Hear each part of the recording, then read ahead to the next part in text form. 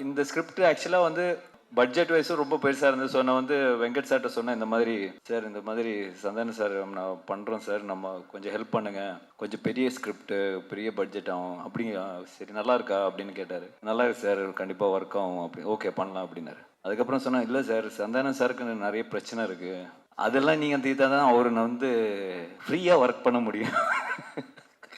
அப்படியா அப்படின்னாரு. ஓகேப்பா, என்னப்பா பிரச்சனை சொன்னோடனே, இது படம் பட்ஜெட்டோட பெருசா இருக்கேப்பா அப்படின்னாரு.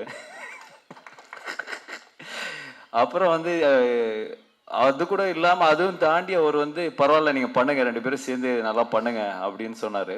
பட் உங்களுக்கு ஒரு கிளாரிட்டி மேன் அனுப்புறேன், மிஸ்டர் கிஷோர். கிஷோர் சார் எங்க இருக்காரு? சார் வாங்க, மேல வாங்க. இவரை அனுப்புறேன், இவரை நீங்கள சமாளிச்சீங்கன்னா நீங்க படம் எடுத்துடலாம் அப்படின்னாரு.